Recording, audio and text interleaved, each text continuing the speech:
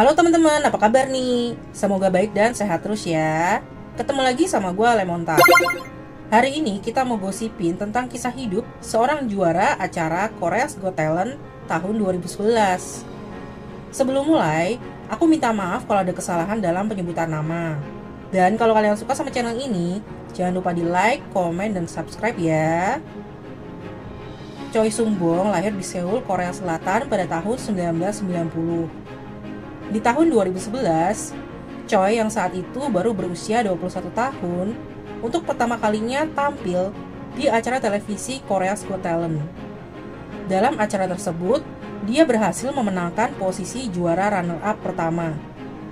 Selanjutnya, Choi terus memamerkan bakatnya lewat channel YouTube-nya dan berhasil mendapatkan pujian dari para penyanyi senior seperti Justin Bieber, Boa, dan Jung Hwa.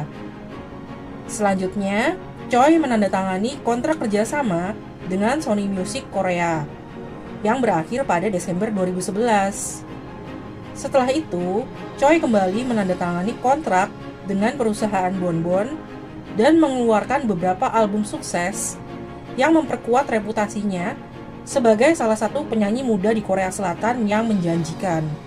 Menyusul kesuksesan albumnya, Choi terus tampil di berbagai majalah, acara musik, film dokumenter, dan reality show.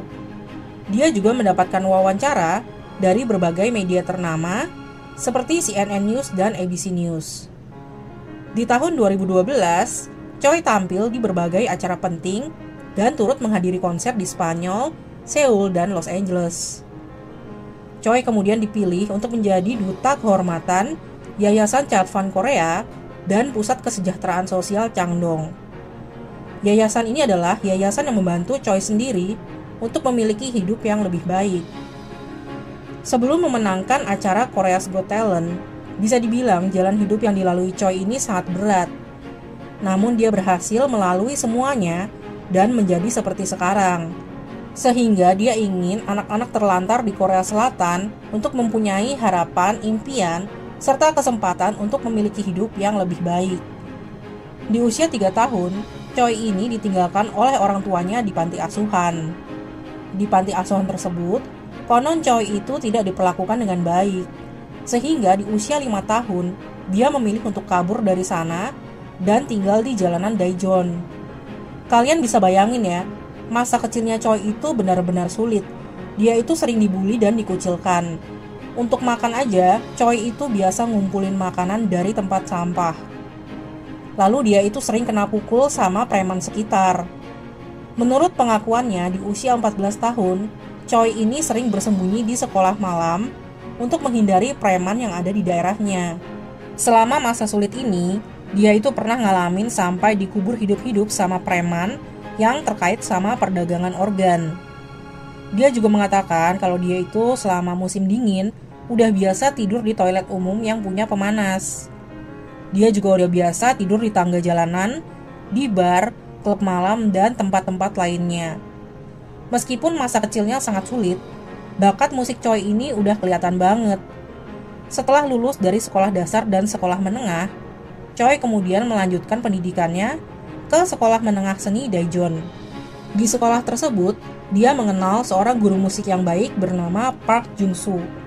Hubungan keduanya pun menjadi sangat dekat. Untuk mendapatkan biaya sekolah dan les, sehari-harinya Choi bekerja di jasa pengiriman. Sayangnya, saat bekerja Choi ini mengalami cedera, sehingga dia berpikir untuk berhenti sekolah. Namun saat itu guru musiknya Park Jung-soo setuju untuk mengajarnya tanpa biaya. Park Jung-soo juga membantu Choi untuk mendapatkan dukungan dari gereja dan Yayasan Child Fund Korea. Yayasan tersebut kemudian membantu Choi dan memberikannya tempat tinggal. Choi berhasil menyelesaikan pendidikannya dan diterima di Universitas Hanyang. Sayangnya kali ini Choi benar-benar menghadapi kesulitan keuangan. Dia tidak mampu membayar biaya kuliahnya, sehingga dia tidak mampu melanjutkan pendidikannya sampai sarjana. Choi pun kembali melanjutkan hidupnya dengan bekerja menjual minuman dan permen karet di jalanan dan di klub malam. Hidupnya berubah setelah mengikuti acara Korea's Got Talent 2011. Di acara tersebut, Dia memperkenalkan dirinya sebagai seorang buruh kasar yang mencari nafkah dengan menjual permen karet dan minuman. Namun, semua juri dibuat terpukau dengan bakat nyanyinya. Bisa dibilang kisah hidup Choi ini sangat menginspirasi. Dari seorang anak yatim piatu yang besar dalam kerasnya hidup di jalanan, bisa berubah menjadi penyanyi yang sukses karena bakat dan usahanya. Sayangnya, walaupun kehidupannya sudah berubah menjadi terkenal dan banyak uang, di sepanjang karirnya Choi berjuang melawan gangguan mental. Di tahun 2014, dia didiagnosa mengalami depresi dan anxiety. Di tahun 2016, Choi menghadapi tuntutan dari mantan agensinya karena melanggar kontrak. Gugatan tersebut akhirnya diselesaikan, tapi menimbulkan kerugian keuangan yang sangat besar untuk Choi. Choi pun kembali mengalami kesulitan finansial. Nggak sampai situ aja. Di bulan Januari 2021, nggak tahu kenapa alasannya, tapi Choi ini membuat sebuah skandal yang menjatuhkan namanya sendiri. Dia membuat sebuah pengumuman bahwa dia itu mengidap penyakit kanker dan membutuhkan bantuan keuangan untuk mendukung perjuangannya melawan penyakit kanker. Dia pun mulai membuka donasi untuk mengumpulkan uang sumbangan. Namun gak lama setelah itu, muncul tuduhan kalau dia itu bohong. Dia itu gak sakit dan sebenarnya lagi sehat-sehat aja. Dan ternyata tuduhan itu benar. Pada 29 Oktober 2021, Choi mengaku kalau dia itu sebenarnya bohong dan menulis permintaan maaf yang dirilis ke media di Korea. Isinya kurang lebih begini. Saya dengan tulus meminta maaf karena telah menyebabkan keributan mengenai Choi Sumbong mengidap kanker. Semua diagnosa kanker tiroid, kanker usus besar, kanker prostat, kanker paru-paru, hati, ginjal, gangguan depresi, dan PTSD, semuanya adalah tidak benar. Karena kasus ini, Choi pun jadi dihujat sama netizen.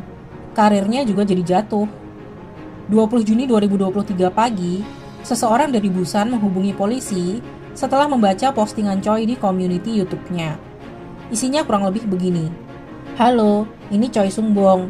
Alasan saya menulis ini adalah untuk mengirimkan pesan kepada para penggemar saya untuk terakhir kalinya. Kalau Anda membaca ini, berarti saya sudah meninggal. Dengan tulus saya meminta maaf kepada mereka yang sudah menderita karena kebodohan saya. Saya sudah membayar kembali semua uang donasi yang diberikan kepada saya selama 2 tahun terakhir. Sekarang, saya ingin membayar semua dosa-dosa saya dengan hidup saya.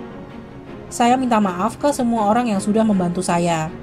Saya minta maaf, saya pikir saya bertahan cukup lama. Tolong lupakan saya. Saya harap kalian bahagia. Jam 9:41 pagi, polisi dan petugas pemadam kebakaran sampai di rumah Choi yang terletak di Gangnam-gu. Mereka menemukan Choi dalam keadaan sudah tidak bernyawa. Choi tutup usia di usia 33 tahun. Sampai hari ini, jenazah Choi masih berada di fasilitas penyimpanan sementara di rumah sakit karena diklasifikasikan sebagai individu tanpa kerabat. Choi tidak memiliki anggota keluarga yang masih hidup, sehingga sampai saat ini jenazahnya tidak terurus. Kantor distrik Gangnam akhirnya menunjuk mantan manajer dan seorang kenalan Choi untuk mengambil tanggung jawab sebagai pengganti keluarga untuk mengurus upacara pemakaman Choi. Sekian cerita hari ini, terima kasih sudah nonton sampai akhir ya.